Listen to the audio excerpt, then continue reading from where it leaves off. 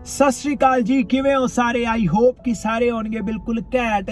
तो आज का अपना व्लॉग उन स्टूडेंट्स पे है, उन लोगों पे है जो इंडिया से कनाडा आना चाहते हैं स्टडी वीज़ा पे। तो इस वीडियो को लास्ट तक ज़रूर देखें। इस वीडियो में मैं आपको हर एक प्रोसेस बताऊंगा और हर प्रोसेस में आपका कितना कितना खर्चा आएगा आपको हर चीज़ पता चल जाएगी। और जिन जिन मेरे दोस्तों ने मेरा चैनल सब्सक्राइब नहीं किया, प्लीज सब्सक्राइब करें। तो इस वीडियो में हम एग्जांपल लेंगे एक 12th के बच्चे का कि एक 12th का बच्चा जब बाहर आने की सोचता है तो उसका नंबर 1 स्टेप क्या होगा। तो नंबर 1 स्टेप होगा उसका आइल्स का कोचिंग सेंटर ढूंढना कि वो आइल्स की कोचिंग कहाँ से लेना चाहता है। और आइल्स का खर्चा अराउंड 15 से 20 हज़ार रुपये है। हम ऑन एवरेज ले लेते हैं कि उसका 18,000 लग गया आइल्स की कोचिंग लेने में। अब आइल्स की कोचिंग के बाद वो क्या करेगा, वो आइल्स की टेस्ट की डेट बुक करेगा और उसका खर्चा है 12,000। 18 लगा था कोचिंग लेने में, 12,000 लगेगा हमारा एग्जाम देने में। तो टोटल 30,000 में हमारी आइल्स डन हो गई है। और आइल्स में स्कोर आपको 6.5 से 7 हो तो बहुत अच्छा है। उसमें आपको कॉलेजेस मिल जाते हैं डिफरेंट प्रोविंस में, आपकी चॉइस और बढ़ जाती है। और अब इसके बाद आइल्स वाला हमारा पार्ट डन हो गया 30,000 रुपीज़ में। अब हमने क्या ढूंढना है, एजेंट जो आपकी फाइल शुरू से लेके एंड तक लगाएगा।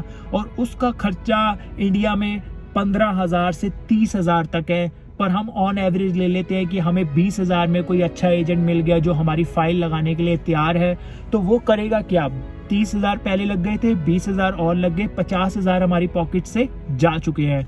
तो अब एजेंट का फर्स्ट स्टेप क्या होगा कि वो कॉलेज ढूंढ के देगा आपको बाहर डिफरेंट प्रोविंस में। आपके स्कोर के हिसाब से, आपकी स्टडीज़ के हिसाब से आपको कोर्स मिलेगा, या जिस कोर्स में आप जाना चाहते हो वो कौन सी प्रोविंस में है। तो वो आपको 2 साल का कहीं पे भी कोर्स ढूंढ के देगा। तो अब आपको कोर्स कोई कॉलेज XYZ टोरंटो में मिल गया, तो अब आपका अगला स्टेप क्या होगा, उसकी फीस भरना। और टोटल 2 साल के कोर्स में 4 सेमेस्टर होते हैं। और पहले क्या होता था कि पहले हमें 1 सेमेस्टर की फीस इंडिया में भरनी होती थी, बाकी 3 की आके बाहर आके भरनी थी। अब क्या है कि इंडिया में 2 सेमेस्टर की फीस भरनी है और बाहर आके 2 सेमेस्टर की फीस भरनी है। तो एक सेमेस्टर की फीस अराउंड $7,000 से $9,000 है। पर हम ऑन एवरेज ले लेते हैं कि हमारा 8,000 एक सेमेस्टर की फीस है, 8,000 कनेडियन डॉलर, जो हम इंडियन करेंसी में ले लेते हैं कि हमारा 4 लाख में एक सेमेस्टर की फीस है। और इंडिया में आपको 2 सेमेस्टर की फीस भरनी है। तो आपके टोटल लग गए हैं 8 लाख रुपए इंडिया के। पहले हमारे लग चुके थे 50,000, अब हमारे लग गए हैं 8 लाख। टोटल हमारे हो गए 8,50,000। अब आपका क्या हो गया, आपकी कोई भी कॉलेज में जिसमें आप जाना चाहते थे उसमें आपकी फीस डिपॉजिट हो गई है 2 सेमेस्टर की। अब क्या होगा, अब उसके बाद हमारा स्टेप है GIC होता क्या है। GIC में काफ़ी लोगों को कन्फ्यूज़न रहती है कि GIC में हम पैसे क्यों भरते हैं, या वो पैसे हमें मिलेंगे या नहीं मिलेंगे। GIC ऐसी चीज़ है जो यहाँ की गवर्नमेंट कहती है कि हमें सिक्योरिटी मनी, जिसे हम कह सकते हैं कि हमें $10,300 हमारे कनेडियन बैंक में जमा करवाओ, डिपॉजिट करवाओ, कि जिससे हम आपके बेटे को, बेटी को, जो भी आ रहे हैं या आप आ रहे हो, आप ही को वो पैसे देंगे हर मंथ 600 समथिंग करके। वो पैसे सारे आपको $10,300 वो देंगे, पर वो देंगे आपको 600 कुछ अमाउंट होती है, 600 और समथिंग होती है। वो आपको हर महीने आपके बैंक में आते रहते हैं। और 12 से 13 महीनों में वो अमाउंट टोटल $10,300 आपके पास आ जाती है। उसमें से वो $1 भी कोई फीस नहीं है, कुछ नहीं है।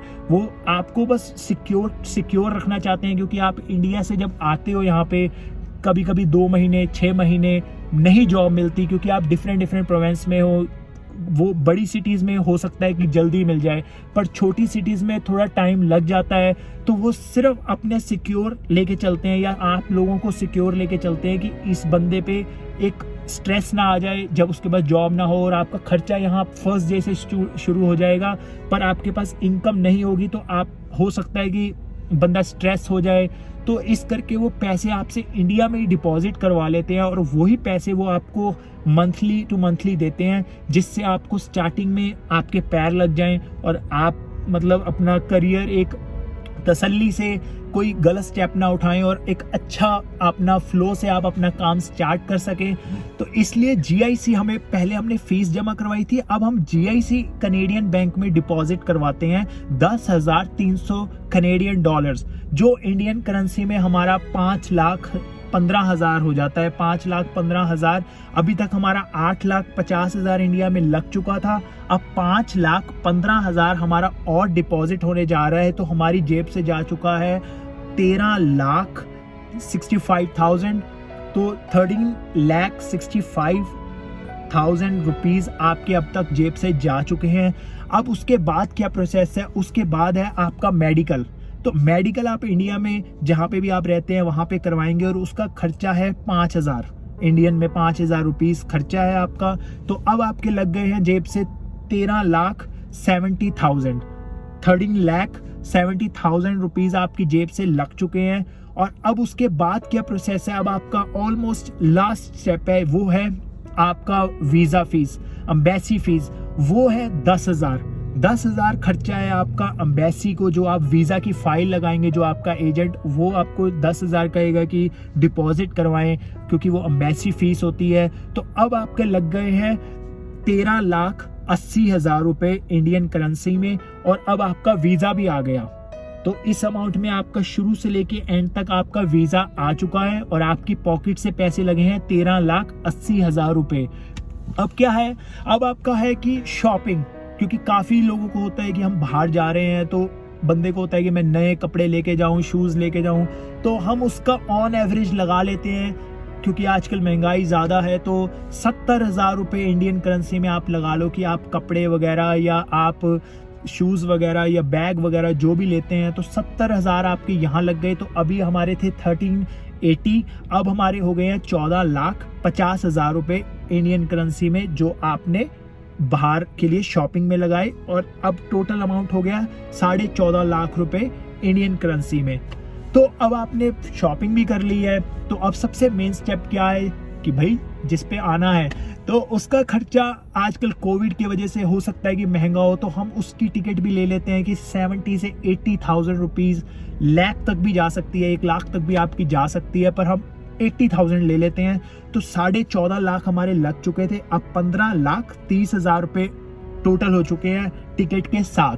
तो ये खर्चा आपका मोटा मोटा है। ऑन एवरेज हो सकता है कि नंबर थोड़े ऊपर नीचे हो जाए, क्योंकि आप कहाँ कौन सी सिटी में रहते हैं, आप कब आते हैं, वो भी डिपेंड करता है। पर आपका ऑलमोस्ट 15.5 लाख रुपए इंडिया में लग जाएंगे अगर आप कनाडा आने की सोच रहे हैं एज अ स्टूडेंट वीज़े पे स्टडी करने 2 साल के कोर्स के लिए। किसी भी मेरे दोस्त को किसी भी टॉपिक पे कनाडा में वीडियो चाहिए हो तो प्लीज़ कमेंट सेक्शन में ज़रूर बताएं, मैं उस पर इंफॉर्मेशन गैदर करके वीडियो बनाने की ज़रूर ट्राई करूँगा। थैंक यू सो मच, और इस वीडियो को प्लीज़ लाइक करें, शेयर करें, और आगे के लिए मोटिवेशन के लिए मेरा चैनल सब्सक्राइब करें। Thank you so much.